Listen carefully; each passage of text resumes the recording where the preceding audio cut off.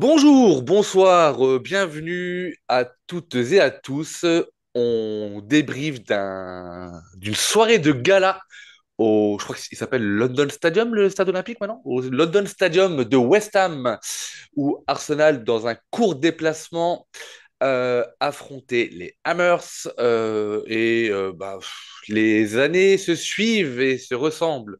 Les déplacements à West Ham se suivent et se ressemblent puisque nouvelle démonstration de nos Gunners. Cette fois-ci, le match était plié en une mi-temps.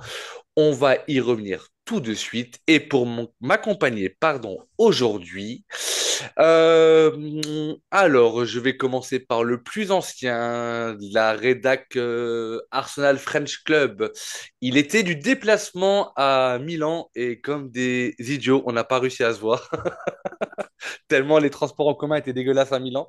Salut Guillaume, Salut Raoul et bonjour à toutes et à tous. tu vas bien? Très bien, très bien. Bon, et pour nous accompagner, Guillaume, alors je vais pas dire un petit nouveau parce que c'est un habitué des podcasts, mais généralement, il n'est pas sur la plateforme Arsenal French Club. C'est le petit binôme, petit pas par la taille, puisqu'il est plus grand que moi, je crois même. Euh, Flo, le binôme de Thomas chez les Artilleurs, qui nous fait l'immense plaisir de répondre à notre invitation de ce soir. Et pour une première, Flo, quelle première? Et ouais, quelle première, un grand plaisir d'être avec vous. Et puis, pour un peu nuancer les propos sur le transport en commun milanais, on avait aussi un guide à Milan qui nous a bien fait un gros détour. Donc, ça a pas aidé aussi pour se rencontrer. On embrasse Julien. C'est pas faux. En tout cas, on aurait bien rigolé dans les transports en commun. Ah, clairement. Flo, bienvenue. Alors, bienvenue à toi et puis bienvenue à la petite invitée surprise. Parce que ici, nous, on dit tout. Alors, sachez que Flo fait un débrief de podcast avec sa fille non loin, sa petite fille, je crois elle a quel âge, Flo? Elle a 5 mois À aujourd'hui, la donc ouais. Ouah, bah, happy mon anniversaire. Et Merci. donc, du coup, si vous entendez un petit peu chouiner, c'est qu'elle aura faim. Et ben, on est une grande famille ici. Donc, du coup, on profitera de ces instants-là avec Flo. Et puis, elle participera à sa façon à ce débrief. Messieurs, on va rentrer dans le vif du sujet. Flo, je sais que tu as plutôt coutume de nous écouter. Guillaume, je crois que toi aussi. Vous connaissez donc la dernière tendance du moment que Meshad avait lancé, le fameux Instant Passion que l'on lance avant d'entamer vraiment les débriefs de match. Donc l'instant passion, pour ceux qui nous rejoignent, je le répète, c'est un moment dans le match sur lequel vous voulez revenir au cours de ce podcast-là. Ça peut être un coup de cœur, ça peut être un coup de gueule, ça peut être un fait de jeu, ça peut être n'importe quoi. C'est un petit peu une carte blanche que vous avez. Et puis, j'espère que vous avez anticipé, que vous avez pris le temps d'y réfléchir. On va donner la parole à Flo. Si tu avais un instant passion, comme dirait Meshad, quel serait-il, Flo? Pour moi, Euh, ouais, c'est, dis-moi. c'est le but d'Averse, honnêtement, qui arrive. C'est le but du 3-0. C'est le Euh, 4-0 le averse. 4-0, pardon. Le Ouais. 4-0, il y a tellement de buts, j'embrouille dans le fil du match. Dans le sens où bah là, on arrive à un moment dans le match où Arsenal a tellement pris de l'ascendant sur West Ham que West Ham est complètement perdu. On a complètement désossé leur organisation et en juste une passe, on arrive à transpercer leur équipe d'une facilité déconcertante. Ça démontre pour moi tout le travail qui a été fait durant ce match et qui arrive en point d'orgue au 4-0, où on voit toute la force de l'équipe, la force collective, portée aussi par des forces individuelles. Parce que donc la passe qui amène au but de Havertz aussi, elle est magnifique. Et derrière, on a Celle de toute la Trossard, ouais. ouais, de Trossard qui est magnifique. Et derrière, le sang-froid, toute la composure, comme on dit en anglais, de Havertz pour mettre ce quatrième but, il montre que Arsenal monte en puissance et que ça y est, on y est, quoi. On commence enfin à avoir le vrai Arsenal qui nous manquait un petit peu en début de saison. Ouais, que Dieu t'entende, ou je sais pas qui, mais ok, c'est noté, donc on va y revenir. Ça, c'est le but à la 36e. C'est le but qui lance un petit peu les 10 dernières minutes de folie de cette première période. Et pour toi, Guillaume, ce sera quoi? Ouais, moi aussi, ça va être un but, mais pas le même. C'est le deuxième qui est conclu par Trossard, mais où c'est vraiment un mouvement collectif assez, Ouais. Ah, voilà, on a retrouvé effectivement ce qu'on disait, le L'époque Arsenal Wenger. qu'on aime. Et Ouais, l'époque Wenger un petit peu aussi quand même quoi. aussi. Il y Ouais. a, il y a pas mal de similitudes avec quelques buts, notamment celui de Wilshere à l'époque. Mhm. Mais ouais, j'entends. Donc là, je vais mettre le but de Trossard, et puis comme ça, on pourra y revenir, et puis vous pourrez un peu plus le détailler au moment d'arriver sur ces rencontres-là, sur ces buts-là, pardon. Alors, messieurs, je me suis mis un défi, alors je sais déjà, je vais pas le respecter. Je me suis posé la question comment on peut faire un débrief de match quand le match il est 5-2 en moins d'une heure. Franchement, perso, je vois pas. Si on doit parler de chacun des buts, ça va être compliqué. Alors, on va essayer de pas être trop long. Déjà pour la petite, elle s'appelle comment ta fille, Flo?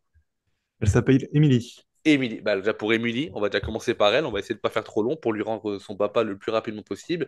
Pour nos auditeurs également, mais on va quand même prendre le temps parce que comme je le disais en introduction, soir de gala et puis troisième victoire consécutive, ça fait du bien. On va pouvoir regarder tranquillement le match de demain entre Liverpool et City et secrètement espérer un petit nul. Ça serait quand même, pour ma part, assez le résultat le plus avantageux pour nous. Et on va pouvoir aussi préparer la rencontre de mercredi à l'Emirates face à Manchester United. Alors, messieurs, on rentre dans le vif du sujet. C'est parti avec la composition des équipes. Composition, je vais pas dire traditionnelle, puisqu'on a eu quelques surprises vraiment, j'allais dire, au moment de l'annonce de la compo d'ailleurs. Alors on y va. Dans les buts, David Raya, il n'a pas d'égal, il n'a pas de concurrence. Donc ça, c'est quand même un poste qui va être quand même assez simple cette année. Défense à 4, défense reconduite, les défenses de Ligue des Champions reconduite, avec Timber à droite, Saliba Gabriel dans l'axe, Calafiori à gauche. Le milieu de terrain, peut-être un peu le côté un petit peu surprise, avec Jorginho en pointe basse, Declan Rice et Martin Ødegaard pour l'accompagner. Et devant, nous avions euh, Superstar, Superboy, Bakary Saka, Kyle Havertz et le choix du coach, Leandro Trossard. Messieurs, la traditionnelle question que j'ai l'habitude de poser à mes experts lors des débriefs, en gros, qu'est-ce que vous avez pensé de cette compo, sachant que je le disais juste avant, au moment de la compo, on a appris que d'une part, Timber, on y reviendra un petit peu après, mais Timber, pour des problèmes musculaires, a déclaré forfait, alors qu'il a fait le déplacement à West Ham, et que Merino, touché au genou, je crois, était également laissé au repos. Allez-y, T'as dit monsieur. Timber, mais je pense que tu voulais dire Partey peut-être. Partez, pardon. Oui, excuse-moi. Bah oui, non, Ouais. mais voilà, c'est bien. Guillaume y suit, c'est bien. Oui, pardon. Oui, oui, Partey, blessure musculaire. Donc, il a fait le déplacement et le choix a été fait de le laisser au repos. Et moi, comme je le disais un petit peu en off, quand j'entends blessure musculaire ou problème musculaire Partey, je vois tout de suite une indisponibilité de 3 4 mois. Je sais pas pourquoi, mais c'est toujours un peu ma hantise. Et en plus, on louait son dernier match qu'il a fait, les derniers matchs qu'il a fait, notamment celui qu'il a fait au Sporting où il était vraiment monstrueux. Et on n'avait pas l'impression qu'il s'était blessé. Donc potentiellement, il s'est blessé soit à l'entraînement, soit en descendant du bus. Je ne sais pas. Affaire à suivre, mais pas forcément une très très bonne nouvelle, notamment avant d'accueillir Manchester. À moins que ce soit du bluff. Messieurs, vos avis, vos impressions, vos commentaires sur cette compo. Allez, Flo, on y va? Bah, la compo, ouais, c'est du classique en défense, donc rien à dire dessus. Par contre, au milieu de terrain, ouais, j'étais surpris de voir ni Merino ni Partey, comme tu le dis. Surtout que Partey revenait en forme et on s'attendait vraiment à ce qu'il perdure dans ce milieu et qu'il devienne un petit peu, enfin, qu'il confirme enfin être l'homme fort d'Arsenal. Et force est de constater que malheureusement, bah, il retombe un petit peu dans ses travers et on va devoir se passer de lui. Donc j'espère que ce sera pas 3 mois. Mais comme tu dis très bien, Raoul, on sait qu'il y a une grosse faiblesse musculaire de sa part. On espère juste. Donc, je crois qu'Arteta n'a pas précisé où quel muscle était touché. J'espère que c'est pas l'ischio comme c'est à son habitude et que c'est un autre muscle et qu'il sera de retour d'ici le match prochain contre Manchester. En tout cas, j'étais pas spécialement plus inquiet de ça. On savait que Jorginho avait très bien répondu présent quand il avait joué pour le match contre. C'était quel match qu'il avait joué? Il avait pris un jaune, il était sorti à la 45e. Je crois que c'était C'était contre Preston, non, en coupe? Non, non, Ouais, non. plus récemment en championnat, il avait joué, je crois que c'était le dernier match de championnat ou l'avant-dernier match de championnat, ouais, C'était où il a, l'avant-dernier match où ouais, il était sorti à la ouais. 45e parce qu'il avait pris un jaune, mais on avait gagné le match. Et c'était contre, ça m'énerve, ça me reviendra, mais c'est pas grave. Donc en tout cas, sur ce match, Nottingham. Nottingham, voilà. Est-ce que c'est Nottingham? Ouais, peut-être, Ou t'as peut-être le raison. match d'avant, ouais, à voir. Je vais Je vérifier. vais checker aussi. Dans tous les cas, il avait répondu présent. Il démontrait que associé à Rice, dans tous les cas, il n'y avait aucun problème pour qu'il fasse ça dans ce milieu de terrain. On sait qu'en plus qu'il allait bénéficier du support de Calafiori de Timber, qui aime beaucoup repiquer à l'intérieur, donc il n'allait pas être exposé en transition. Et par contre, la petite surprise en attaque, c'était aussi Trossard qui joue à la place de Martinelli. Je pensais que Martinelli allait pouvoir enchaîner un petit peu et travailler un peu sa complémentarité avec Rice et Calafiori. J'étais un petit peu déçu de ne pas le voir, mais force est de constater que j'ai eu tort parce que Trossard a fait un très bon match et c'est à souligner parce que c'est rare quand il démarre les matchs et qu'il joue bien. Alors, on a vu effectivement plus un Trossard qu'un Clément Turpin, comme on a l'habitude de l'appeler quand il est titulaire et qu'il est à chier. Euh, de là à dire qu'il a fait un très bon match, je sais pas. Il a fait un bon match, on va dire. Ouais, il a fait un bon match. Alors après, oui, il marque, il fait une passe D, très belle passe D, on va y revenir après. Donc oui, c'est un bon match. Après, moi, il y a quand même quelque chose certains aspects de jeu qui me dérangent encore un petit peu chez ce joueur, mais voilà, on pourra y revenir. Guillaume, tu m'as pas donné ton avis encore, je crois pas. Non, non, mais Non. je suis d'accord avec ce que vient de dire Flo, hein. C'était un peu les deux surprises. Les départs, enfin, le fait que Partey et Martinelli soient pas au coup d'envoi dans le 11. Euh, voilà, le reste, c'est du grand classique avec les retours qui font du bien, celui d'Odegaard, enfin, même si ça fait quelques matchs qu'il est revenu maintenant. Et puis la défense titulaire, en tout cas la défense idéale en l'absence de Ben White. Donc voilà, du classique avec les forces en présence, on va dire. Ouais, tout est dit. Je pense qu'effectivement, à partir du moment. Parce que finalement, la vraie surprise, c'est pas la présence de Jorginho, puisque à partir du moment où nous avons des indisponibilités liées à un pépin physique, musculaire, mal au genou, grippe, gastro, on s'en fout, Jorginho fait le taf et est légitime dans ce poste-là. Le vrai choix finalement d'Arteta sur cette rencontre-là et dans le 11 de départ, c'est la titularisation de Trossard en lieu et place de Martinelli qui pourtant fonctionnait pas trop mal ces derniers temps. Et effectivement, là où je vous rejoins, messieurs, où je crois que c'est Flo qui parlait de Martinelli en parlant de complémentarité, de continuer à trouver des automatismes sur le côté gauche, puisque sachant que en plus de ça, Calafiori n'avait pas fait un très grand match mercredi dernier à Lisbonne et que du coup, bah, ça aurait été bien d'avoir quand même des automatismes que l'on a beaucoup plus facilement à droite. Donc c'est un choix fort qui a été fait par Arteta. Est-ce que, encore une fois, un petit peu comme le match de Nottingham Forest, c'est un choix qui est fait en prévision de plutôt reposer Martinelli ou est-ce que c'est un vrai choix sportif? Bon, ça, on ne le saura pas. De toute façon, même si on lui pose la question en conférence de presse, bah, on sait tous que qu'Arteta ne répond pas à ce genre de questions-là. Mais c'était le vrai choix fort. Euh, Je te coupe juste du coup, ouais, donc pour je coupe ce que tu confirmer que veux. c'était contre Nottingham C'était que Nottingham Jorginho avait Forest, joué, ouais. donc bien joué Guillaume. Et sur Martinelli, du coup, ouais, la seule explication que je peux avoir, c'est qu'il a jamais bien performé contre Wan-Bissaka quand il a joué contre Wan-Bissaka à United. Donc peut-être le fait de jouer un profil différent contre Wan-Bissaka était un choix. On sait que c'est un des latérales qui est plutôt bon dans les 1 contre 1 balle au pied.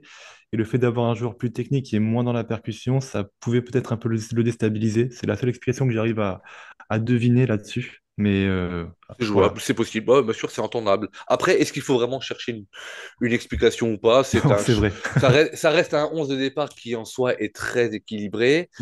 Et alors du coup, pareil, l'avenir, bah, le résultat du match nous l'a prouvé, face à une équipe de West Ham qui, alors déjà, était 14e au coup d'envoi, donc partie quand même, dernière partie du classement de cette première ligue, qui a somme toute de belles individualités, mais qui peine quand même depuis maintenant un certain nombre d'années en PL, je trouve. qui pour moi a été complètement éclaté sur cette rencontre-là. Peut-être à part les 10 dernières minutes ou les 5 dernières minutes de la première mi-temps, de la première période, pardon, où ils reviennent euh, à, à 4-2 avant de prendre le cinquième. Mais je n'ai vraiment pas, je sais pas, j'aime vraiment pas cette équipe-là. Et pourtant, petite anecdote, c'est une des premières équipes de première ligue que moi j'ai connues, parce que de par mon âge avancé, si je me trompe pas, à l'époque, il y avait une marque de chaussures qui existe encore maintenant, qui s'appelle Dr. Martens. Les fameuses chaussures coquet, qui étaient à la mode, en tout cas à la mode quand moi j'étais au collège, et qui étaient sponsor de West Ham. Et vu que cette marque de chaussures était très à la mode, on voyait beaucoup de maillots de West Ham, et c'est comme ça que j'ai quasiment connu l'une de mes premières équipes, on va dire, hors les équipes les plus connues telles que Liverpool et Manchester United à l'époque. Voilà, mais ils sont vraiment éclatés. Ils jouent dans un stade qui est magnifique. J'adore cette atmosphère de début de rencontre avec les bulles de savon, mais en fait, il y a que ça. Et deuxième point sur cette équipe-là, moi je comprends pas qu'un mec comme comment il s'appelle le Brésilien, Paqueta, peut encore jouer au football après toutes les affaires de paris truqués qu'il a pu avoir. Ça, il faudra quand même qu'on m'explique un jour ce que ce mec fait encore dans l'univers du foot. Parce que, ok, pour la présomption d'innocence, mais je crois qu'il a été jugé quand même coupable. Et en plus, apparemment, il y a encore de nouvelles affaires qui tombent. Donc voilà. Enfin bref, c'était ma petite parenthèse sur les Hammers. Donc, première mi-temps hyper intéressante, vraiment. Moi, j'ai bien aimé ce que l'on a fait. Encore une fois, face à une équipe qui n'est pas une très grande équipe, mais encore une fois, j'ai quand même souvenir d'un grand nombre de matchs où ces dernières années, Arsenal se mettait à la hauteur de son adversaire du jour et que quand l'adversaire était éclaté, on arrive à faire des matchs éclatés, où c'est relativement simple. Et là, du coup, on fait quand même une première mi-temps qui est assez intéressante, où on arrive à marquer assez rapidement dès la 10e minute de jeu, pardon, messieurs. Et moi, si j'ai pas mis de l'instant passion, j'aimerais qu'on revienne sur ce but-là. Parce que les coups de pied arrêtés, alors je sais que sur les artilleurs, vous en avez déjà parlé. On en a déjà parlé sur les différents débriefs de match, etc.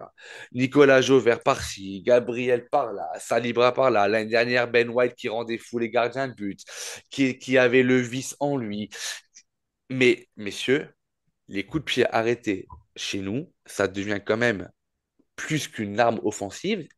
C'est presque des coups francs indirects dans la surface, quoi. Ou des pénaltys, mais avec un mur, comme vous voulez. Mais le premier but, le but que l'on marque, ce qui, moi, m'a le plus frappé, c'est que tu vois tous les joueurs d'Arsenal qui sont en train d'annoncer, finalement, la tactique qui va être employée sur le corner. T'as les mecs de West Ham, ils savent à quel point on est dangereux sur coup de pied arrêté. Donc, tu sais, c'est pas comme si tu rencontres une équipe pour la première fois et que tu le découvres. Je veux dire, ça fait quand même 2 ans maintenant qu'on devient maître dans ce genre d'action-là. Et quand tu vois la facilité avec laquelle Gabriel se retrouve seul, alors, petit bémol, Gabriel, qui doit être un des meilleurs joueurs de tête de Première Ligue, si ce n'est le meilleur, mais avec Van Dijk, ça peut peut-être se jouer. Que tu mettes qu'en tant que coach de West Ham ou que entraîneur des phases défensives, tu décides de mettre Antonio, ton avant-centre, sur Gabriel, qui lui est le plus performant du jeu de tête, faut qu'on m'explique. Parce que Antonio, il est complètement à la ramasse sur le but. Alors, je voudrais juste avoir votre avis, messieurs, parce que si je vous dis qu'aujourd'hui, les corners, si je vais faire une analogie avec la NFL et le foot américain, j'ai l'impression qu'aujourd'hui, on en est même à avoir les trajectoires de course qui sont définies à l'avance. C'est-à-dire qu'on sait où vont partir nos joueurs, généralement le deuxième poteau, mais que même la course et la trajectoire que va prendre Gabriel, Havertz, parce que sur le but, ce qui fait la différence, alors il y a le coup de pied arrêté, mais il y a la petite faute ou la petite obstruction de Timber au premier poteau. Sur Paqueta d'ailleurs, justement. Et tout ça, mais c'est du papier millimétré, c'est une partition, mais jouée parfaitement. Et moi, ça me fait vraiment penser à du foot américain où les mecs, je pense que, je sais pas, Nicolas Jauvert, il doit mettre des cocottes sur le terrain et tu suis et tu fais toujours la même trajectoire et on répète 20 fois, 30 fois, 40 fois le même corner. messieurs, votre avis là-dessus? Je vais voir trop loin? Est-ce que je m'enflamme un petit peu trop? Ou est-ce que vous avez aussi ce sentiment-là? Allez-y, hein, messieurs, hein, Je laissais Guillaume parler. je vous ai fait peur. Non, non, tu parles de la petite faute de Timber, il n'y a pas que celle-ci, il y a aussi Calafiori qui habilement, avec un coup d'épaule, enlève Antonio du marquage. Donc moi, je te rejoins parfaitement. Il y a vraiment de l'aspiration NFL dedans. Et c'est travaillé. Et comme tu le dis, en plus, il y a une discussion juste avant. Il y a eu un corner juste avant, dans les 5 premières minutes. Je pense que Gabriel a vu qu'il y avait un espace qui se dessinait au premier poteau. Et derrière, bah, ça fait mouche, quoi. C'est hallucinant. Et ça démontre à quel point ouais, bah, rien n'est laissé au hasard. Et bah, cette force collective qui est faite, puisque comme tu le dis, je te rejoins complètement, c'est du papier millimétré, c'est complètement orchestré et chorégraphié au millimètre près pour libérer Gabriel du marquage. Et juste pour la petite stat du coup qui fait du bien, c'est que Gabriel, c'est le joueur qui a marqué le plus de buts sur coup de pied arrêté depuis 2020-2021 en Première Ligue avec 17 buts. Le deuxième, il a 14 buts, c'est James Ward-Prowse, et après, les troisièmes sont à 12 buts. Donc ça démontre en fait à quel point c'est une arme exceptionnelle qu'on Bah, a aujourd'hui. l'année dernière, c'était déjà une arme, une sacrée arme. Cette année, on a eu du mal un petit peu à mettre cette arme en route, on va dire. Mais ouais, mais Guillaume, je sais pas ce que tu en penses, mais Oui, oui. c'est quand même, ça fait presque peur. Le Nicolas Jauvert, ça doit être un psychopathe, en fait. Ce mec, c'est un psychopathe. Oui, oui, je pense que c'est travailler, répéter. Enfin, on le sait, hein, de toute façon, il s'en cache pas, que ce soit une arme et que ce soit effectivement quelque chose qui est répété longuement et qu'on insiste beaucoup là-dessus. Effectivement, là, en plus, ça permet d'ouvrir le score et euh, de faire en sorte que West Ham va devoir attaquer, rattraper un but. Donc, c'est le premier but, il est très important. Mais effectivement, et comme tu le disais, il y a aussi l'erreur individuelle de Antonio qui doit pas du tout lâcher un joueur comme ça. Enfin, le marquage individuel qu'il applique, c'est la base au foot et on peut pas laisser un joueur. Et en plus, Gabriel, enfin, dont on sait qu'il est un des meilleurs joueurs de tête de Première Ligue, partir tout seul comme ça, là, bon, là pour lui, c'est cadeau, quoi. Tu le laisses tout seul sur un corner comme ça, tu sais qu'il marque, quoi. D'ailleurs, c'était super drôle pendant tout le match de regarder, parce que du coup, moi, j'ai assez focalisé là-dessus, de regarder Antonio défendre sur tous les autres corners. Ouais. C'est-à-dire qu'on marque le 1-0, donc bon, le but est un peu pour lui quand même, parce que je rappelle qu'à ce niveau-là, mais ça, je pense que la plupart de nos auditeurs ou auditrices le sauront, à ce niveau-là, tu as des coachs qui sont chargés des coups de pied arrêtés offensifs, défensifs, et que dans les vestiaires, tu as des schémas qui sont affichés au mur, que les joueurs doivent apprendre par cœur, où tu sais déjà quel joueur tu vas prendre sur n'importe quel coup de pied arrêté. Donc Antonio était désigné défenseur sur Gabriel sur toutes les phases de jeu, en tout cas sur les corners, c'est une certitude. Et après le but là, on a un autre corner et Antonio, il reprend Gabriel. Là, j'ai même pas compris que le coach, il n'est pas décidé de changer. Il est complètement perdu. Et j'ai vraiment regardé tous les corners que l'on a tirés et les réactions d'Antonio jusqu'à la fin en deuxième mi-temps où en fait Antonio il était tellement perdu le pauvre qu'il regardait même pas le départ du ballon.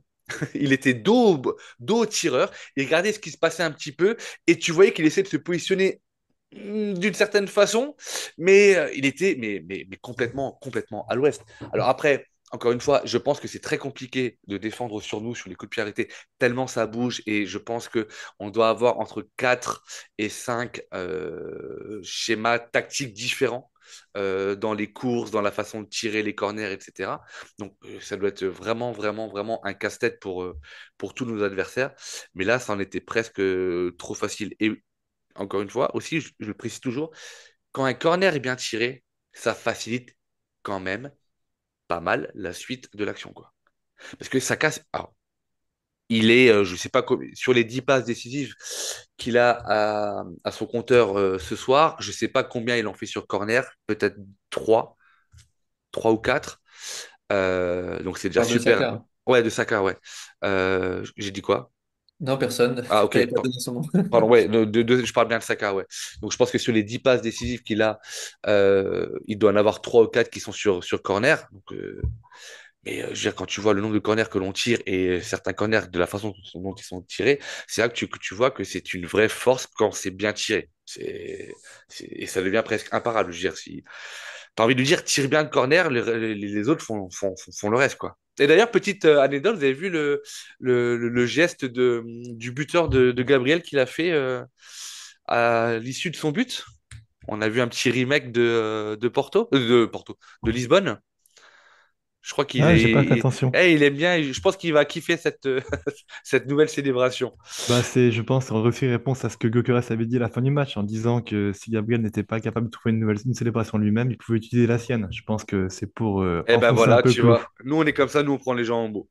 En tout cas, ce but-là nous fait du bien. Encore une fois, on sait que plus tôt tu marques dans la rencontre, plus généralement ça nous met en confiance. Moins tu as le doute de courir derrière le score, ou, pas, ou si c'était de courir derrière le score, mais en tout cas de courir derrière l'ouverture du score. Donc ça nous met plutôt en réussite. Et contrairement au dernier match de Ligue des Champions, alors j'avais parlé de trou noir. Il y a certains auditeurs qui ont été un peu offusqués. Donc je vais parler de baisse de régime pour Lisbonne. Je vais enlever le terme trou noir, parce que oui, peut-être que trou noir est un peu catastrophique. Mais là, on n'a pas baissé le rythme, on a continué à mettre de l'engagement, ce qui était vachement intéressant. On n'a pas vu les Hammers, vraiment pas. Et là, du coup, il y a le deuxième but. Et là, Guillaume, je vais peut-être te laisser parce que c'est un peu ton instant passion. Mais waouh, quel plaisir. Franchement, une régalade. Bah ouais, ouais, ouais, ça va vite, il y a du mouvement, des appels. C'est bon, le départ de l'action, enfin, c'est quand même un peu Odegaard avec sa petite louche là, qui met Saka sur orbite, qui centre et c'est Trossard qui pousse le ballon. Mais ouais, ça paraît facile, simple, mais en fait, c'est évidemment ce genre de but, c'est tout sauf simple. Et c'est beau, quoi. Enfin, c'est pour ça aussi qu'on joue au foot. On aime bien les beaux buts de loin, les prestations individuelles, etc. Mais là, c'est vraiment du jeu collectif. C'est de l'entente. Les trois joueurs partent. On voit trois joueurs partir ensemble vers le but. On ne sait pas qui va marquer, mais on sait qu'il va y avoir du mouvement et du mouvement collectif, quoi, surtout. C'est le plus dur. En fait, t'es toujours tiraillé entre. Et là, du coup, en tant que supporter de l'Arsenal, je pense c'est logique que l'on mette en avant le jeu avec et sans ballon. Mais l'apathie de la défense de West Ham. Oh là là. Mm.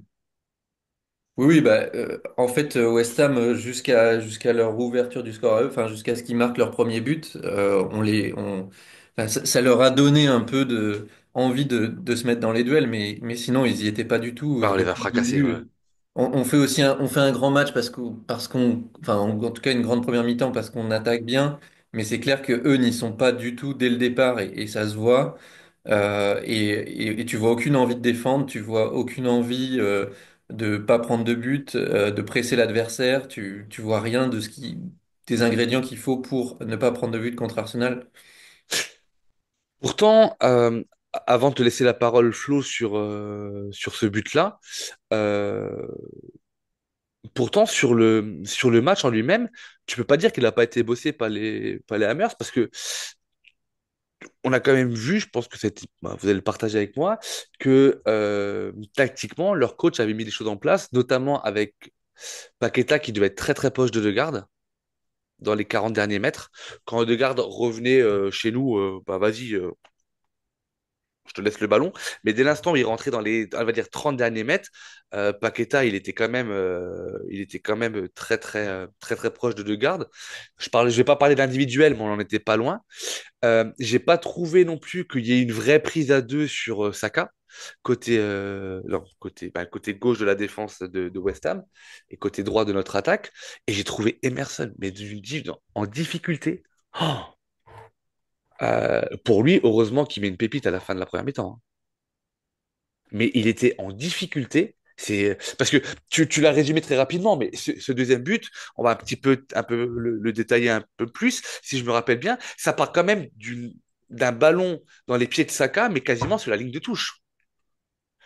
Et après, avec un process de passe, ça va arriver dans les pieds. Je crois que entre Saka et Ødegaard, il y a un joueur intermédiaire. Je pense que c'est pas Timber, mais j'ai un doute. Ça arrive dans les pieds de Ødegaard. Saka fait un appel plein cœur de la surface. La louche de Ødegaard, Alors, elle est pleine de magie, pleine de beauté, parce que c'est ce que l'on aime, mais on dirait du foot de rue, quoi. Tu fais ça quand tu fais un five avec tes potes. T'as Ouais. pas l'impression de devoir voir ça en première ligue. Enfin, c'est une équipe qui est bien en place. Mais en tout cas, c'est le geste technique qui fait toute la différence. Et après, le reste est joli slash magnifique parce que du coup, c'est tout un travail collectif où là, il y a du monde dans la surface. Je crois que, alors, il y a Trossard en deuxième rideau, mais je crois il y a même un autre joueur. Je me demande si c'est peut-être Havertz ou en tout cas, il y a un deuxième Gunners qui est dans la surface. Et après, Ouais. alors, c'est pas le but le plus compliqué pour Trossard qui va mettre dans sa carrière, les gars, hein. C'est pas le but le plus dur à mettre, le ballon le plus dur à Mais pousser au défilé. il y a des fois où il y a des buts qui sont simples à mettre et il la cadre même pas. Je vous rappelle un petit match face à Chelsea. Donc du coup, c'est plutôt cool pour lui. C'est plutôt cool pour le Trossard parce que du coup, il marque en tant que titulaire. Ça récompense sa titularisation, une bonne partie en général. Mais en tout cas, pour les amateurs de foot en général et pour ceux qui ont connu Arsenal sous l'ère Wenger, ça rappelle quand même de beaux souvenirs, messieurs. Je sais pas si c'est directement l'analogie que vous en avez faite en voyant ce but-là, mais on est obligé d'avoir des flashbacks de certains buts que l'on mettait il y a 15 ans, 15 ans, 20 ans en arrière. Et oui, ça remonte, mais c'était assez sympa. Flo, tu veux rajouter quelque chose toi, par rapport à ce but-là, ou est-ce que la petite Émilie, elle est en mode j'ai déjà faim? Non, ça va, elle tient un peu la route pour le moment. Et moi, j'essaie de revoir justement toute la. Là, depuis Ah, tout à l'heure, tu veux j'essaie voir de l'action? revoir la Mais construction je crois que parce que, je crois que sur le X de AFC, je crois qu'on l'a publié à un moment donné. oui, mais alors justement, en fait, il y a une longue séquence de conservation et je veux juste voir à partir de quel moment elle arrive, cette séquence de conservation, parce qu'elle est folle. En fait, on tient le ballon pendant au moins 2 minutes avant ce but-là. Et voilà, tout part, en fait, c'est voilà ce que je voulais Ah, vérifier c'est et je veux Arsenal le FC, ouais. vérifier. Euh, D'une récupération de Jorginho à la base, donc on a une transition qui commence à se créer après une première phase de possession. Je ne sais pas si vous vous rappelez. Et donc, je crois que c'est Ederson justement ou Emerson qui veut faire la passe à Antonio. Et Jorginho va récupérer la balle avec une espèce de talonnade. Et derrière, après, pendant 2 minutes, on va faire tourner le ballon du côté de gauche vers le côté droit, en retrait, en haut, et on va imprimer cette domination, on va dire, avec tout ce que tu as dit en amont, Raoul, où on voit vraiment le bloc de West Ham qui explose complètement, et rien qui est mis en place pour se protéger d'une ouverture, et le décalage se crée après, bah, grâce à la différence de Saka. Mais moi, ce qui m'avait impressionné, justement, en fait, ça a été justement bah, de voir ce Jorginho qui est souvent critiqué pour être souvent un peu trop exposé aux transitions du fait de son manque de mobilité. D'ailleurs, West Ham l'avait un petit peu ciblé en début de match et tu faisais très bien de parler du positionnement de Paqueta proche de Degarde. Mais on avait aussi une grosse densité qui était mise au milieu de terrain, je pense, pour cadrer un peu Jorginho, essayer de profiter un peu de son manque de mobilité pour arriver à récupérer la balle haut sur le terrain côté West Ham avec un gros pressing. Rapidement, ça a été justement effacé grâce à la qualité de passe de Jorginho et son intelligence de jeu. Mais là, voilà, sur cette action-là en particulier, on sait que c'est un joueur qui est souvent un petit peu lent sur les transitions défensives. Et là, il le fait parfaitement bien. Il remet l'équipe dans le sens de la marche. Et c'est un peu grâce à lui, d'ailleurs, qu'on arrive à créer cette ouverture, ce décalage qui va mener à ce but-là. Alors, j'ai dit une petite bêtise, une de plus, hein. Vous m'excuserez, bah, on n'est plus à ça près. Mais en fait, entre Saka qui est sur le côté et la passe de garde, en fait, c'est un 1-2, il y a pas de joueur intermédiaire.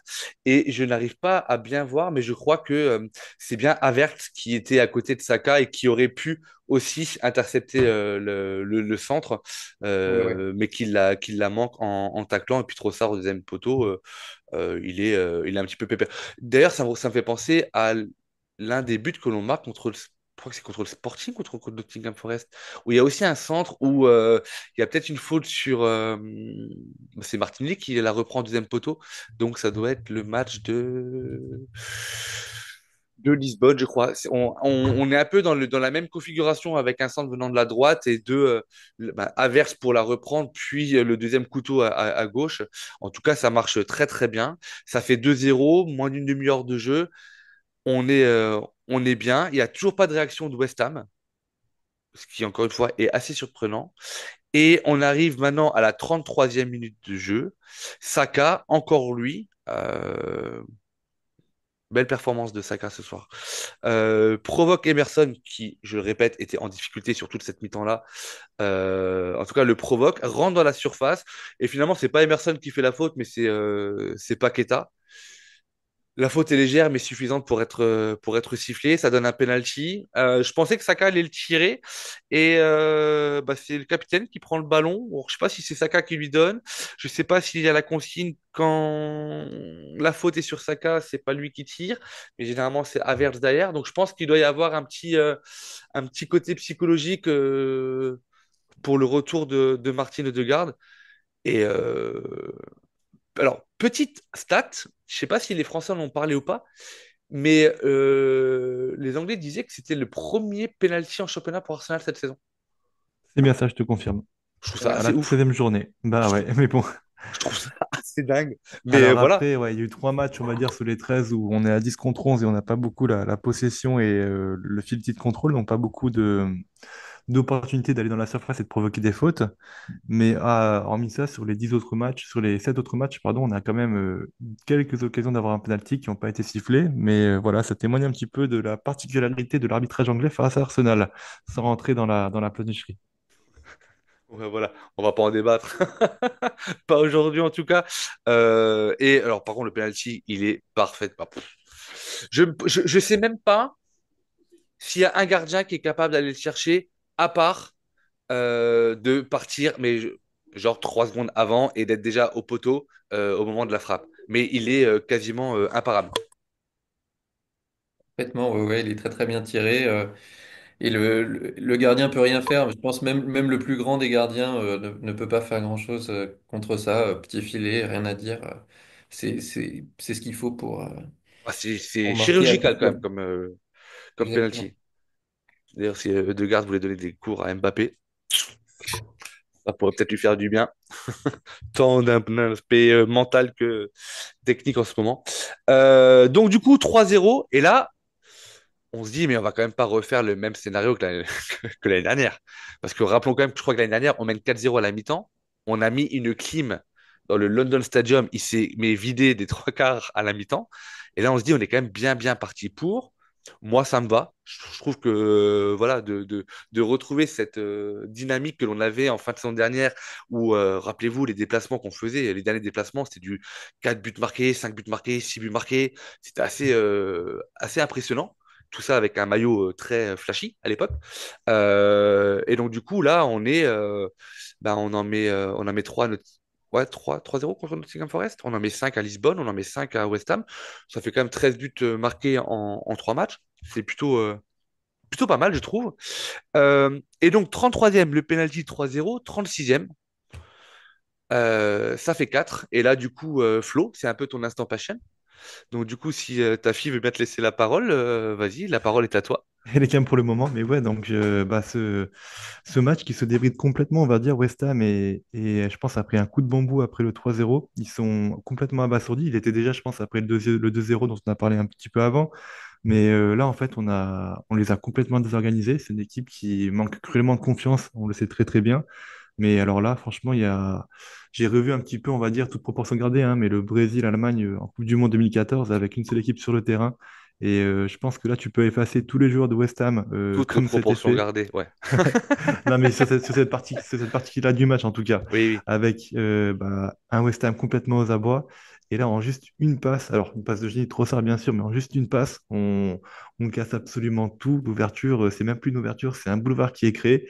Et Havertz arrive avec un sang-froid important de mettre ce but. Ça va lui faire du bien, je pense. Mais je pense que ça fait du bien à l'équipe aussi. Il n'avait pas Et l'habitude de les mettre, ces balles-là, encore ouais, l'année dernière, hein. exactement. Et moi, je suis vraiment content parce que sans faire un très grand match, il marque. Et je trouve que c'est pour lui, pour la confiance et pour le fait d'asseoir cette position d'avant-centre, ça ne peut lui faire que du bien, quoi. Parce qu'encore une Ah, mais fois, il absolument. fait pas il fait un bon match, il fait pas un très grand match, mais bon, il pèse tellement dans le jeu sans ballon. Mais c'est super intéressant. Et par contre, la passe de Trossard, ouais, elle est millimétrée, elle est très jolie. Elle est dans le timing parfait. Donc là-dessus, rien à dire. Et là, ça fait quand même 4-0 à la 36e. et tu te dis qu'il n'y a pas de réaction de la part de West Ham à 3-0, il n'y a pas de réaction à 4-0, c'est un peu bizarre. Et là, on va rentrer dans un... Bah, on y est déjà un petit peu dans le temps fort de la rencontre, mais on arrive quand même dans une faille spatio-temporelle ou spatio-footballistique. Mais en fait, ça devient du football, parce que entre le penalty de garde et la fin de la première période, ça reste quand même du football. Je sais pas si vous êtes d'accord avec moi. Et par contre, alors moi, on pourra dire, il n'y a pas de clean sheet. Oui, ça fait chier. C'est embêtant. Oui. Mais là, à un moment donné, juste restons passionnés de football, messieurs. Et ça, c'est des matchs de première ligue comme on pouvait les voir il y a 10 ans, hein. C'est vrai, C'est c'est un vrai. peu le football total, le hurrah football. Je calcule plus. Il y a un moment donné où tu as l'impression que, surtout côté Arsenal, parce que comment tu peux perdre le fil en si peu de temps et comment West Ham, sachant qu'ils étaient complètement amorphes, qu'est-ce qui a fait qu'à un moment donné, il y a eu cette réaction-là? Mais, euh, mais ouais, ça fait quand même plaisir, quoi. Bah, moi, j'aime le foot pour ça, hein, pour ce genre de match-là. Alors, si on avait perdu 5-2, messieurs, je, je n'aurais absolument pas ce discours-là. Absolument pas. Mais là, vu qu'on a gagné, on peut se le dire. Parce que finalement, les deux buts que West Ham vont marquer, et ben moi, j'ai trop. Alors, le coup franc, on va y revenir juste après, mais le 4-1, la passe de Solaire, messieurs. Elle élimine trois. Alors, je crois qu'elle passe entre Gabriel, Jorginho, Timber, je crois, hein. Et Trossard, qui est un petit peu à la ramasse quand même défensivement, faut le dire, laisse partir Wan-Bissaka dans son dos, qui, encore une fois, est-ce que j'ai envie d'avoir le débat? Non. Va battre Raya. Est-ce que Raya peut faire mieux? Je sais pas. Franchement, je sais pas. J'ai pas regardé. Euh, mais, mais beau but. Et il faut le saluer. En plus, ça fait 4-1. Donc tu dis, ouais, bon, allez, on rentre à la mi-temps à 4-1. On est bien. Eh ben non. Eh ben non. Parce que tu as le coup d'envoi. Donc 38e, 4-1. 40e, faute. Alors pour moi, il y a faute. Légère, mais il y a quand même faute de Rice.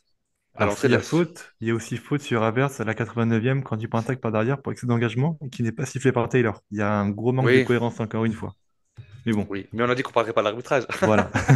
Je le glisse un petit peu quand même en Non, mais douceur. ouais, après. Moi, je suis pas convaincu de la faute, hein. Il y va, il prend le ballon. Alors, ça suffit pas de prendre le ballon pour pas faire faute, mais c'est pas évident. Et en première ligue, c'est pas toujours sifflé, hein. C'est Ouais. ce genre Alors, d'action. est-ce que vous me permettrez, messieurs, de nuancer de la façon suivante? L'arbitre siffle faute, après qu'il y ait faute ou pas. Et est-ce que, à un moment donné, dans la situation, je sais même pas sur qui fait faute Rice, je sais plus, mais dans la situation où est le joueur de West Ham au moment où Rice va au contact, on va dire ça comme ça. Ne parlons pas de faute, mais on va au contact. Est-ce qu'à un moment donné, juste un recul frein, un stop, tu lèves, tu montes tes bras, tu te mets juste en opposition avec ton attaquant, il est dos au but, il n'est pas dangereux, etc. Est-ce qu'à la 40e, ça suffit pas non plus? Tu vois, Ouais, l'excès bien sûr, d'engagement bien aussi, à sûr. un moment donné, peut, à partir du moment où tu donnes la possibilité à l'arbitre, et là je le dis dans les deux camps, hein, d'interpréter une phase de jeu et une intervention, c'est déjà que tu, entre guillemets, que tu défends mal, ou Ouais, que on tu s'est défends laissé pas un très petit bien. peu, je pense qu'on s'est laissé un petit peu happer par la Oui, folie du bah match bien en sûr, fait. parce que au stade, par contre, ça devait être hallucinant. Vraiment. Ça devait être vraiment, vraiment fou. En tout cas, l'arbitre siffle le coup franc. Et alors là, par contre, Emerson, il vient de sauver sa première mi-temps. Il met une pépite. Je connais pas beaucoup de gardiens qui vont le chercher. Non, non, c'est impressionnant. Alors moi, j'en connais un, messieurs. Vas-y. Je tairai son nom, hein, mais moi, j'en connais un, hein. Il joue à Southampton? Et il a joué chez nous fut un temps et il va chercher un coup franc contre Leicester il y a 2 ans de ça. Et il fait une double parade magnifique. Je vois pas du tout qui C'est c'est. c'est- c'est un bon jeune.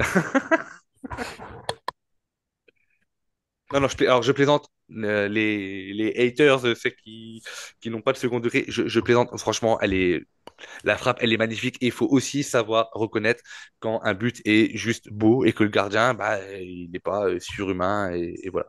Il y a très peu de gardiens qui vont la chercher, celle-là.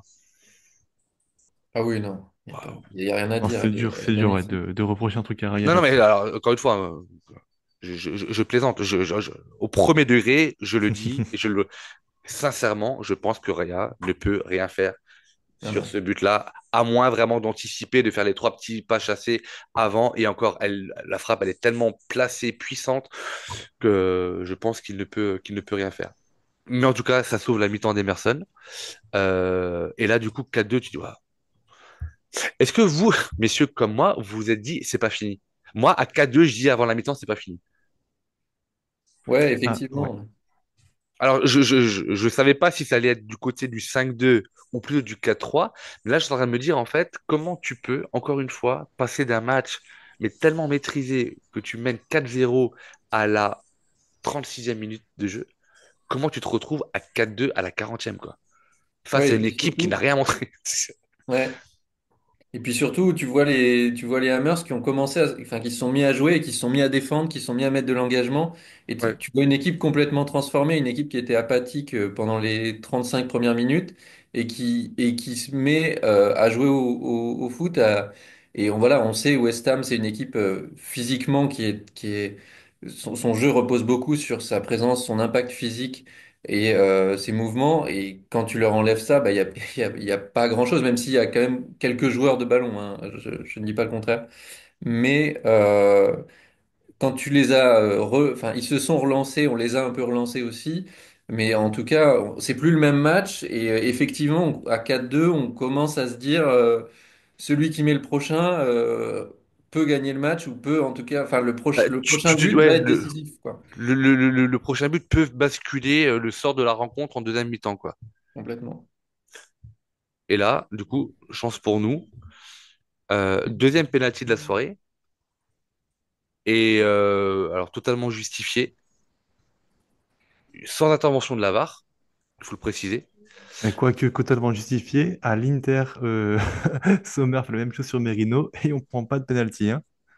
Alors, je suis Oui, il faut que d'accord. j'arrête de parler d'arbitrage, Non, non, pardon. mais, non, non, mais non, non, mais tu as raison. Mais dans le sens où, à un moment donné, quand euh,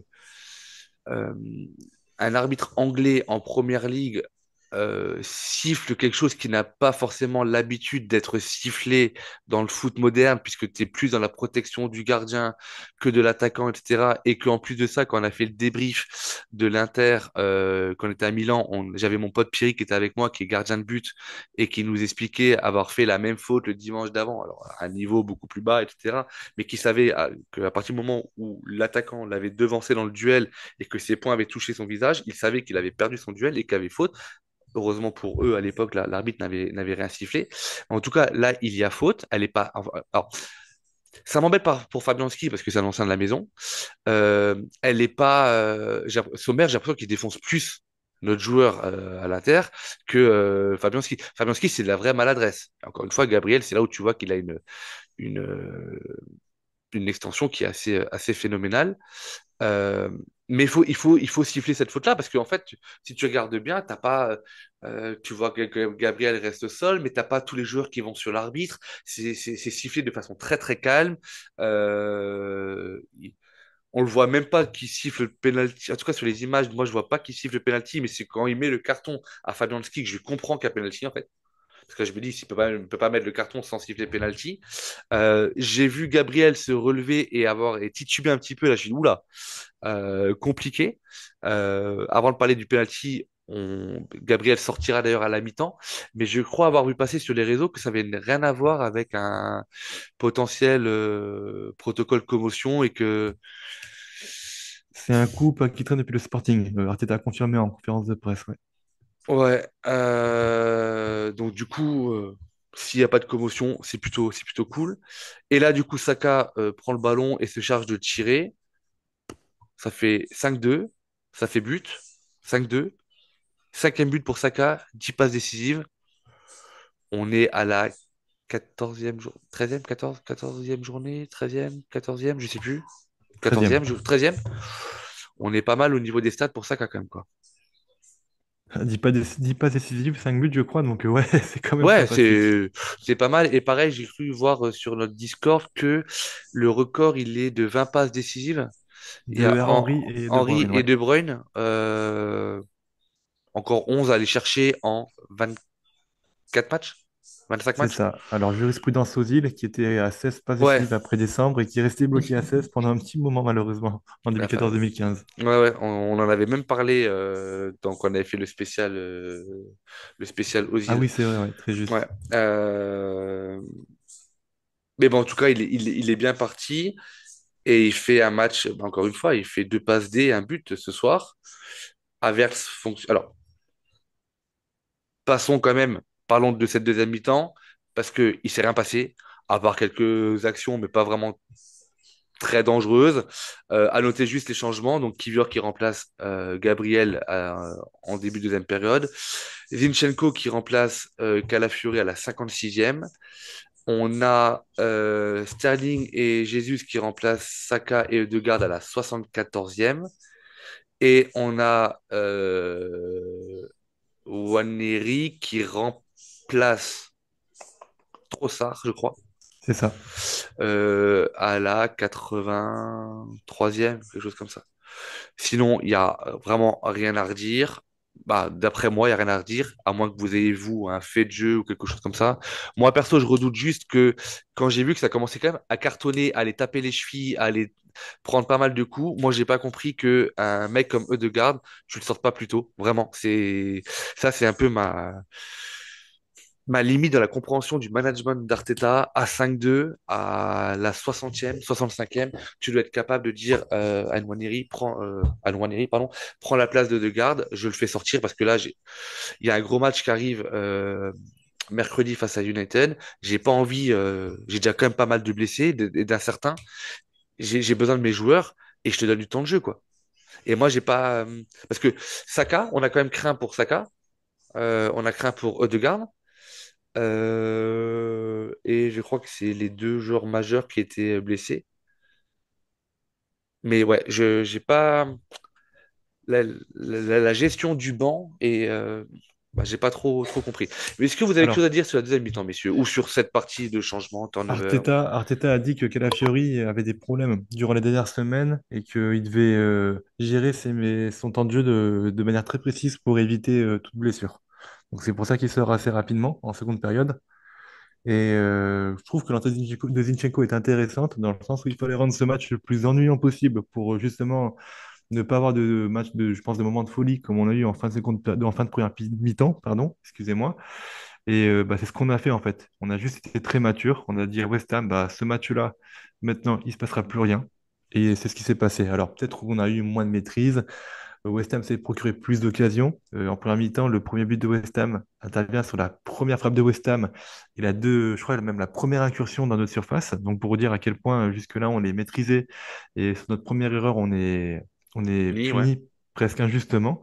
Et là sur la seconde période, bah, en plus Gabriel sort, donc on voit aussi Antonio qui reprend un peu des couleurs et la frappe qu'il met à l'entrée de la surface qui passe à ras du poteau. Moi, Mhm. je pense qu'avec Gabriel, jamais il la met parce qu'il reçoit le ballon dos au but et Il Kivior se retourne pas, ouais. ouais, fait le choix de pas le coller pour ne pas se faire passer parce que je pense qu'il a un petit peu peur et du coup, Antonio a tout le temps pour se retourner et frapper. À Gabriel, je pense pas que ça serait arrivé.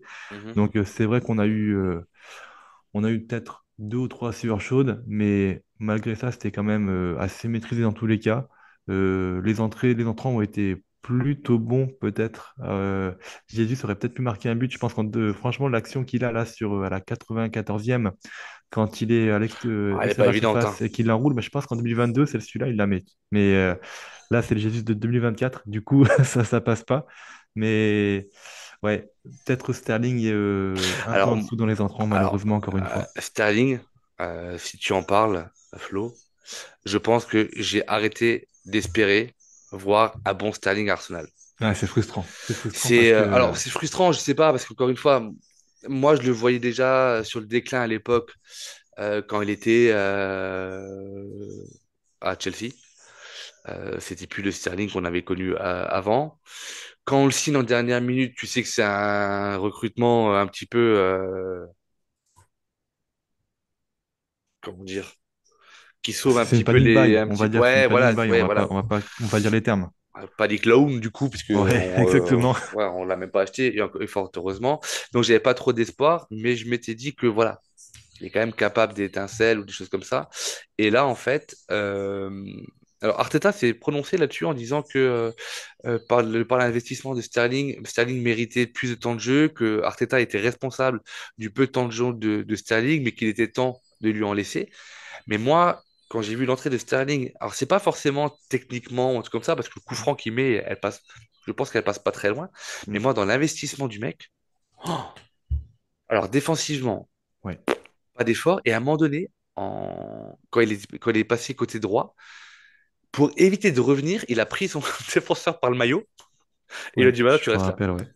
Ouais, bah, c'est pas le Sterling que moi j'ai connu. Alors, encore une fois, il est vieillissant, il a pas forcément la même vitesse. Mais là, je pense que ce match-là, et encore une fois, j'espère me tromper, mais voilà, mon avis, il est tranché et je pense que Sterling ne pourra pas faire partie des belles surprises de l'effectif d'Arsenal et que euh, c'est même pas un plan B, même pas un plan C. Si on le fait rentrer, ça sera pour le faire plaisir, mais voilà, je le Ouais, vois bah, pas être décisif chez nous. Dans le dans le psychologiquement body comme language, physiquement, ouais, je ouais, crois ouais, c'est il est ça. rincé, je crois. Bah, faudra voir s'il arrive à rebondir, mais c'est vrai que là aujourd'hui, que ce soit physiquement ou psychologiquement, comme tu dis, c'est pas du tout au niveau de ce qu'on a le droit d'attendre de lui en fait. C'est dans tu parles très bien de son investissement dans le repli défensif. On voit qu'il est perdu et même que tactiquement en fait, il a du mal encore à comprendre ce qu'on attend de lui, donc c'est un peu dramatique. On verra si tout le travail qu'il a mis en place finira par payer, mais j'ai peur que si ça paye, ça sera que sur la fin de saison quand tout sera joué, donc pas forcément une bonne chose. Ouais, c'est. Ouais. Guillaume, tu as un avis sur la deuxième mi-temps ou sur Sterling ou sur qui tu veux d'ailleurs?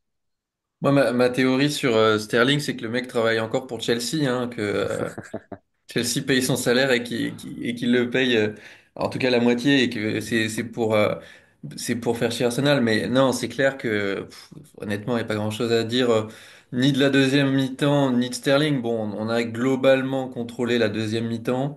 Bon, il y a eu quelques occasions et c'était beaucoup plus équilibré qu'en première, mais on sait que quand il y a une telle folie en première mi-temps, bah, ce qui risque de se passer en deuxième, c'est que il se passe beaucoup moins de choses justement.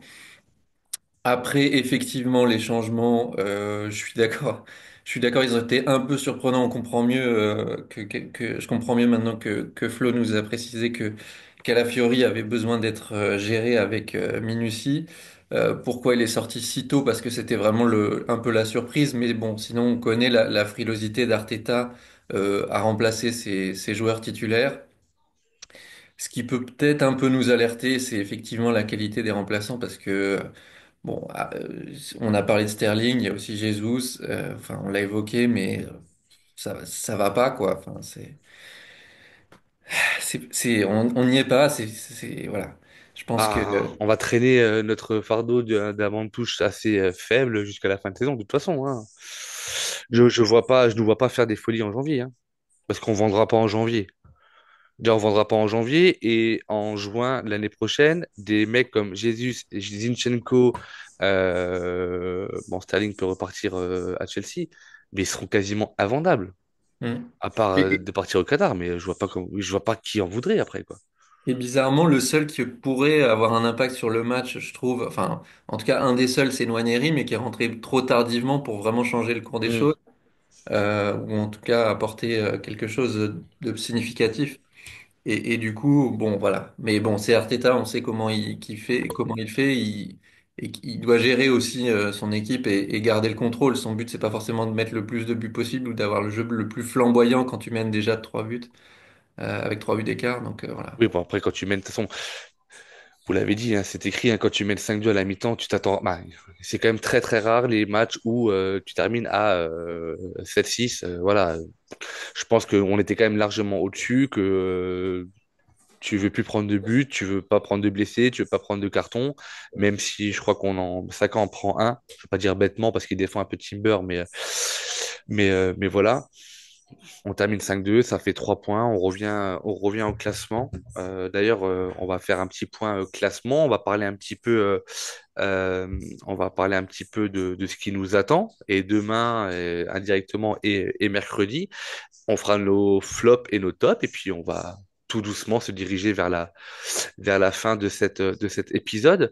Alors, au classement, messieurs, toutes les rencontres aujourd'hui ont été jouées. Demain, il y a donc le fameux, c'est à Liverpool, je crois. Oui, Liverpool-Manchester City. Il y a un Chelsea-Aston Villa qui est pas, qui est pas facile pour Chelsea. Il y a un Man U-Everton. Alors, je ne sais pas trop quoi t'attendre d'ailleurs avec eux.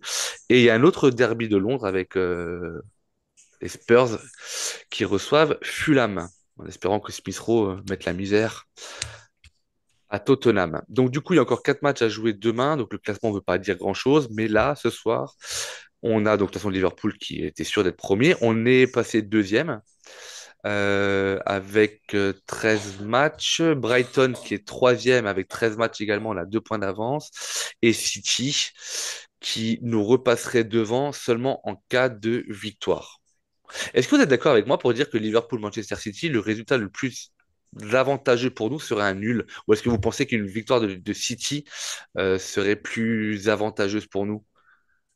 Non, tout point perdu de City reste bon à prendre. Moi, je suis convaincu que Liverpool perdra des points plus tard, donc un match nul, ça serait une très bonne chose. Ouais, je suis d'accord Ouais, avec toi. ok. je suis Guillaume? d'accord. Et puis mathématiquement, quand tu distribues 2 points, c'est moins que 3. Donc, voilà. C'est clair, ouais. Et City ne va pas être dans le trou indéfiniment non plus. Sinon, la santé de Pep ne va pas y survivre. Vous avez vu Son visage aussi, le ouais. visage, ouais, c'est abusé quand même. Oh, ouais, il m'a fait de la peine, le pauvre.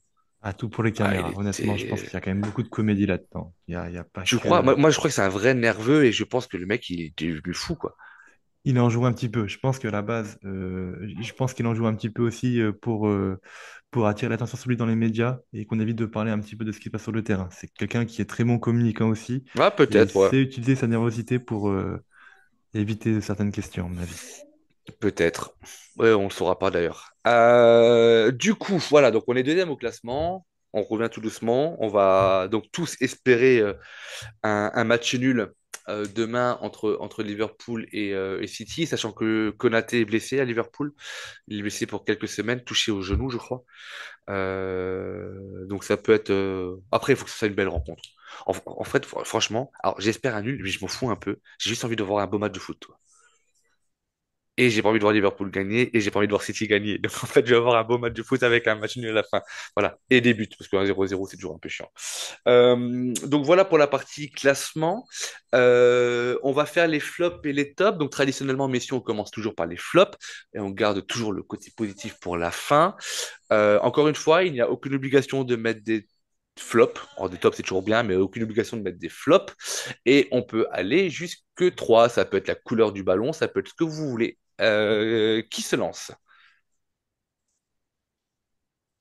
pour moi, on les a un peu déjà, je les ai abordés juste avant, donc je ne sais pas si c'est la Bah, peine. on va les resynthétiser à ce moment-là. On peut les redire, mais c'est effectivement les rentrées en jeu de Jesus et Sterling qui étaient vraiment pas au niveau et le fait que ça s'améliore pas, il n'y a pas de progression au fur et à mesure des matchs. Ils sont tous les deux toujours, on a l'impression d'avoir des zombies. Il y a pas grand-chose qui va et ouais, c'est un peu triste et un peu désespérant pour la suite, mais je vais pas nous faire plus de mal que ça. Il n'y a pas tant de flop que ça dans une victoire Ok, donc sur un but. Jésus et Sterling. Ok. Pour toi, Flo, Ça va être le but qu'on encaisse et la mésentente Trossard et la lequel? Fiori sur le côté gauche, le premier Ah but, ouais, le pardon, premier qui but, ouais. déclenche un petit peu. Bah, de toute façon, on a très bien parlé sur tous les dysfonctionnements qu'on voit qui amènent au but. Mais on va dire que le manque de communication entre Trossard et Calafiori me reste un petit peu en travers de la gorge. Et bon, après, j'espère que ce sera corrigé. Je sais que Calafiori nous fragilise un petit peu parfois défensivement, mais Hmm, c'est négligeable par rapport à tout ce qu'il apporte derrière à côté. Mais voilà, c'est vraiment quelque chose qui a corrigé, à mon avis, dans la suite des événements, dans la suite des semaines. Et je suis toujours un petit peu frustré de voir que la Fury parfois fait des erreurs aussi basiques que ça. Parfois. ok. Tu t'arrêtes là pour les flops? Oui, sinon, hormis ça, Ok. honnêtement, Bah, euh, enchaîne je- avec tes ouais. tops, du coup. Mais ben, en top, j'ai envie de rendre hommage à Timber pour moi change la vie, honnêtement. Depuis qu'il est positionné latéral droit, le match qu'il fait contre Nottingham, contre le Sporting et encore aujourd'hui, c'est fabuleux, tactiquement, ce qu'il apporte. Son positionnement libre sur le terrain, tantôt sur la ligne de 3 en phase de relance, tantôt plus, en termes de 6 ou de 8 et puis tantôt en latéral, en ailier droit, c'est fabuleux. Il a complètement révolutionné le côté droit, alors je pensais pas que c'était possible. Si Saka est aussi fort dans les stats, c'est aussi grâce à lui. Il faut lui rendre hommage. Et pour moi, bah, rien que par rapport à ça, j'ai envie de lui tirer mon chapeau. J'irais presque jusqu'à dire qu'aujourd'hui, on est dans une Timber dépendance et que sans lui, ça serait très difficile d'avoir une animation Et offensive voilà, il faut toujours qu'il imprévisible. y en ait un qui s'enflamme à la fin. Et ben Eh non, voilà. eh ben non, je ne m'enflamme pas, je m'enflamme pas. Il y a un très bon papier qui a été fait justement sur ce que Timber apporte sur le côté droit.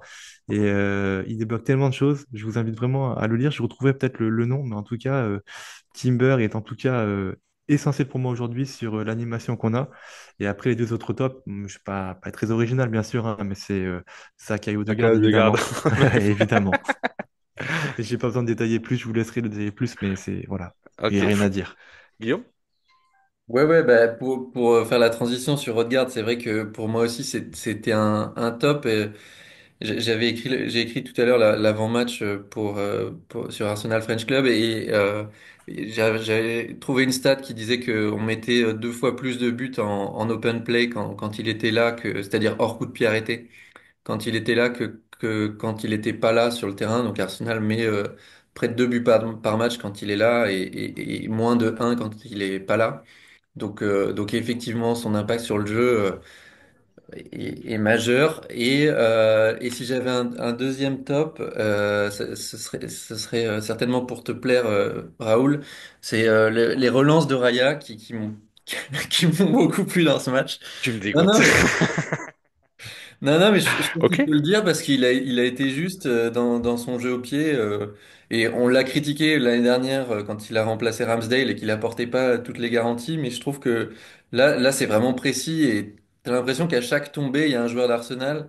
Il y a vraiment très, très. Il, Il y a il- quand il même arrive à eu, jouer il y a court, il varie quand le même jeu court et le jeu eu, il long. y a quand même eu quelques relances un petit peu chaudes de sa part Oui, quand oui, même. il y en a toujours pour un gardien qui est pressé, Ok. mais je trouve dans l'ensemble quand même ce qu'il a fait était très intéressant. Tout en variant effectivement le jeu court et le jeu long. Donc je trouve que c'est à souligner parce que voilà, je pense sur les 2 buts il peut pas grand-chose, mais Mais la parole est libre et les tops et les flops sont libres également. Donc tu as tout à fait le droit de parler de la relance de Raya et de les mettre en top. Il n'y a aucun problème. Moi, je voudrais juste Juste, revenir. Oui, juste dis-moi, du coup, Flo. excuse-moi, je vais retrouver le nom, c'est Billy Carpenter qui a fait ce papier sur Timber. Je Ok. vous invite à lire, honnêtement, c'est super intéressant. Ok. C'est quoi? C'est sur X ou Il est sur X, il est sur Blue Sky, donc allez n'importe où taper Billy Carpenter. C'est un très bon analyste tactique qui fait du très bon travail et il a très bien mis en lumière justement ce que Timber apporte et comment il débloque Odegaard et Saka sur le côté droit. Eh ben, alors, on va tous aller voir ça.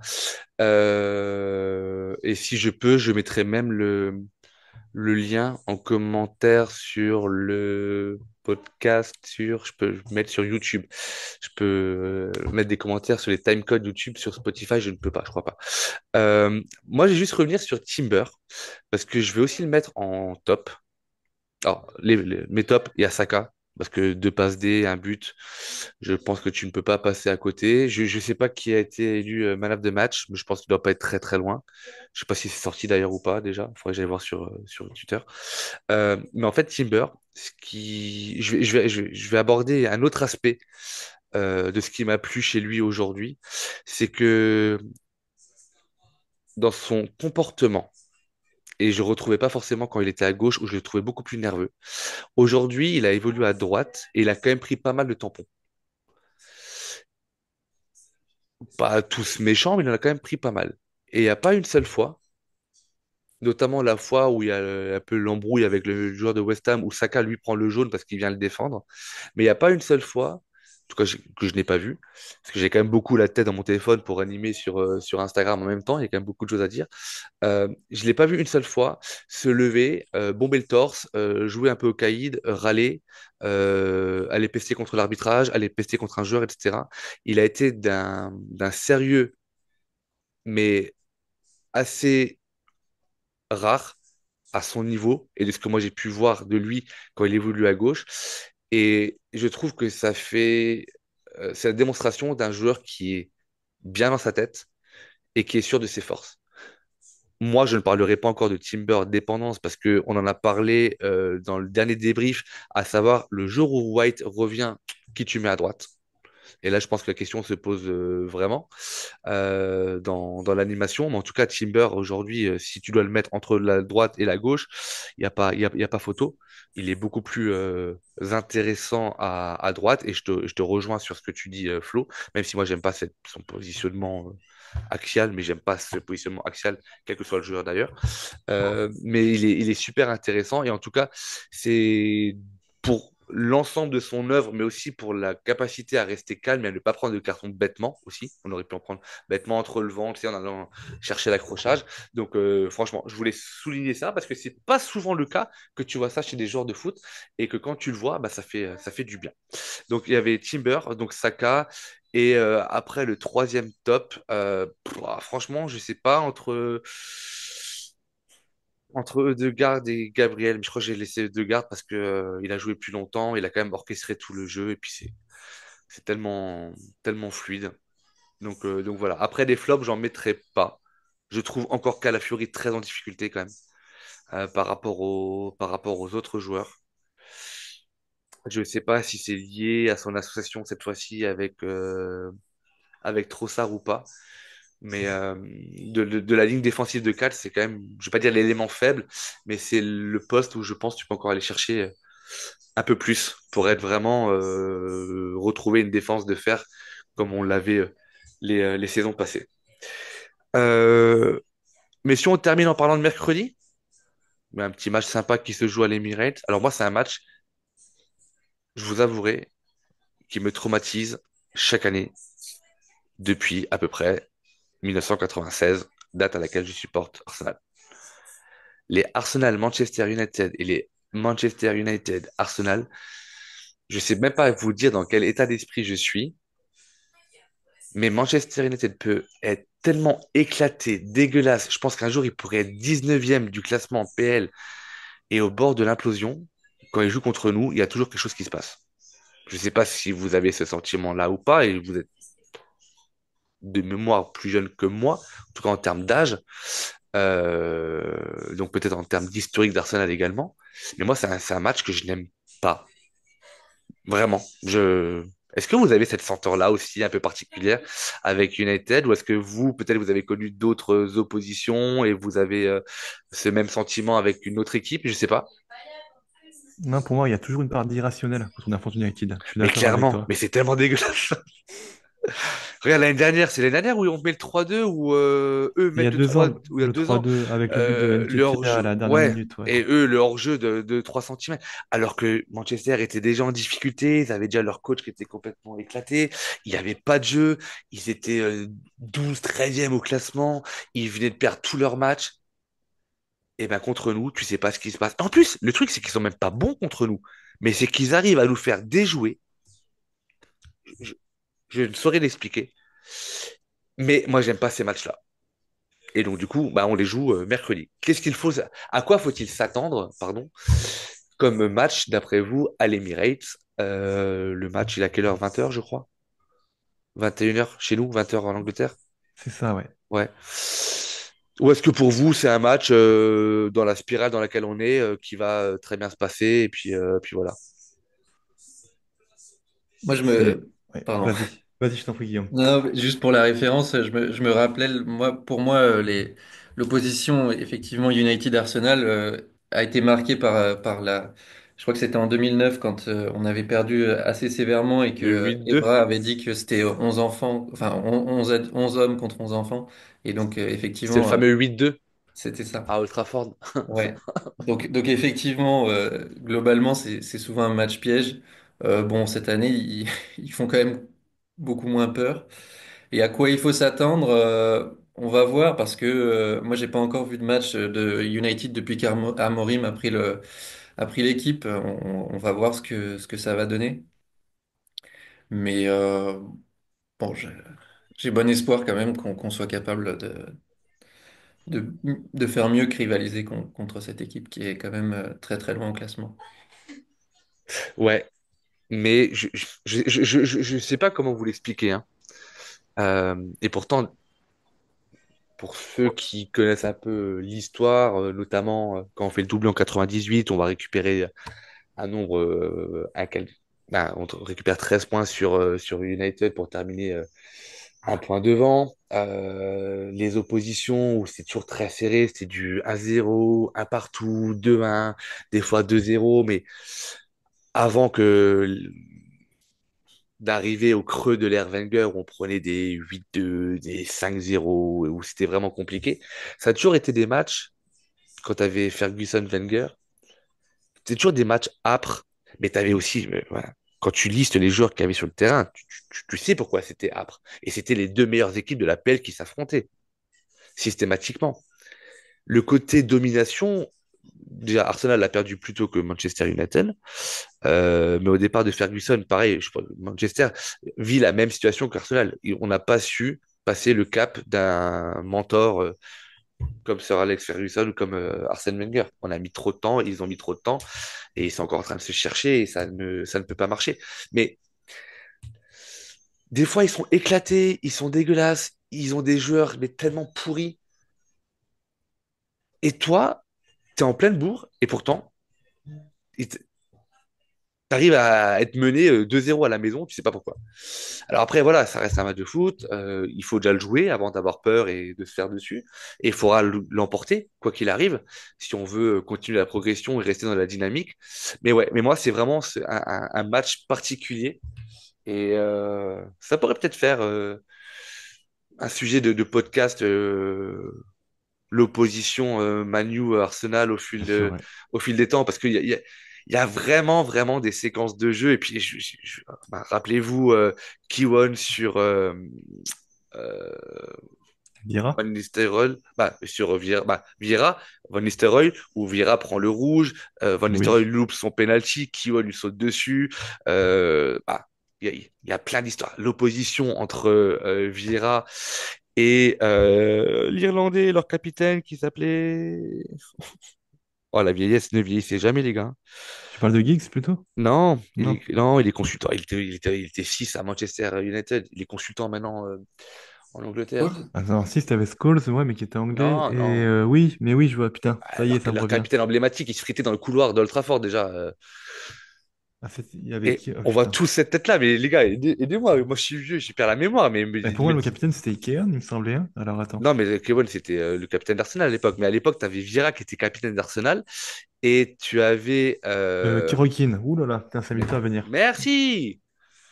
Il se fritait déjà dans le couloir d'Old Trafford. Et tu vois le nombre de prises de tête que ces deux-là ont eu sur le terrain. Et tu retrouvais ça partout. Partout, Hmm. partout, partout. C'était tellement passionné et passionnant comme rencontre. Alors tu le retrouves moins maintenant, mais moi, il y a toujours cette part d'incertitude. Enfin bref, Bah, on verra bien. Ouais, juste pour courber ce que tu as dit et être plus précis sur cette irrationalité, donc il y a 2 ans, on gagne 3-2 à la dernière minute avec un but de Nketiah. Mhm. Et donc l'année passée, c'est ce fameux match où United met le but du 2-1 à la 89e, qui est refusé pour hors-jeu au, au À stroke criminal Saliba de Gabriel, ou qui fait. Gabriel, ouais. Voilà. Et d'ailleurs, on gagne 3-1, mais avec des buts à la 96e et la 101e minute de jeu. Jésus qui met le 3-1 et je crois que c'est Rice Exactement. qui met le 2-1. Exactement, c'est ça. Hein, sur un corner au deuxième poteau, il frappe, il va les contrer. C'est ça. Ouais. Avec le premier but concédé d'un but de Rashford qui vient de nulle part, une frappe de loin, complètement, enfin inexplicable, et on était juste Mais en après. fait, le inexplicable, en fait, c'est ça qui me fait peur Mm. dans les oppositions contre. C'est l'adjectif, en fait. Si tu sais pas pourquoi. Mais à un moment donné, Mm. tu perds ton football, tu perds ton truc, je sais pas. Donc j'espère voir un beau match et une victoire, mais bah, wait and see. En tout cas, Ouais. d'abord place. Le motif Ouais. d'espoir en tout cas, c'est que Amorim ne semble pas être très, comment dire, précautionneux dans son approche avec United. Il veut pas être trop terre à terre, trop pragmatique, c'est le mot que je cherchais. Et il veut vraiment jouer à sa façon. Et de ce fait-là, ça va les exposer. Ils ont déjà pris 2 buts contre Bodo Klimt en Europa League. Ils prennent un but contre Ipswich Town. Ils sont complètement dominés. Donc c'est une équipe qui, à mon avis, ne sera pas prête. On aura beaucoup plus de mal à Old Trafford quand on les jouera retour avec, Hmm. je pense, un Amorim qui aura mieux construit son équipe et qui les connaîtra mieux. Là, j'ai envie de dire qu'on les prend presque au meilleur moment parce que Amorim ne connaît pas encore trop ses joueurs et Il n'a pas encore Ouais. passé son message. Mais comme tu dis, jurisprudence, on ne sait jamais ce qui peut se Ouais. passer. Mais moi, je pense Rashford, qu'il y a vraiment. il peut être là, quoi. Je pense vraiment que sur ce genre de match-là, parce que quand tu joues à Manchester ou quand tu joues à Arsenal, il y a une culture de club et que Ouais, l'histoire ouais. fait partie de cette culture-là. Tu peux me dire ce que tu veux. Et je pense qu'à un moment donné, les mecs, quand ils viennent à l'Emirates, il y a un truc qui se passe. Bah, Rashford, hein, Rashford, il est toujours là pour mettre un but contre nous, c'est Ouais. hallucinant. Alors qu'il peut être au fond du trou, c'est fou. À l'époque, Martial, il était éclaté, il nous mettait des buts. Enfin, j'ai Mm. encore vu des résumés il y a 2 jours. Enfin, bah, catastrophique. Il est temps pour moi d'annoncer à nos auditeurs et nos auditrices que les notes de ce match sont déjà disponibles sur le site. C'est Corentin qui s'y est collé et il a mis un 9. Voilà. Le 9 qu'il voulait tant déjà contre Lisbonne, je crois qu'il l'a mis et il l'a mis à Saka. Ouais, on est 9 sur Saka, Odegaard 8. Qu'est-ce qu'il a mis à Raya, tiens? Raya, il lui a mis au 5 sur 10. Il encaisse 2 buts aujourd'hui et il n'a pas fait de miracle. Oui, bon, très terre à terre. C'est pas Il n'a pas faux. vu ses relances. Écoute, tu lui écris juste après, hein? En tout cas, messieurs, c'était bien cool de débriefer avec vous. Ouais, on a fait 1h20, on a un peu papoté. Bon, bah voilà, c'est comme ça. Flo, merci beaucoup d'avoir pris du temps pour nous rejoindre pour cette première. Et un gros bisou à la petite. J'espère Je viens de que... se réveiller, le Eh bah, biberon tu va vois, arriver. Voilà, donc c'est le parfait. timing, il est parfait. Messieurs, je vous souhaite un très bon C'est week-end. travailler ça. Merci beaucoup pour Et l'invitation. merci de t'avoir accepté et tu reviens quand tu veux. Guillaume, c'est pareil pour toi. Et puis, Avec plaisir. profitez bien de votre week-end. Chers amis auditeurs, auditrices, passez également un bon week-end. Et puis, Common Gunners, à bientôt. Gros bisous. Ciao, ciao. Just would like to finish by one simple word. I will miss you. Thank you all for being such an important part of my life, and hope to see you soon. Well done. Bye bye.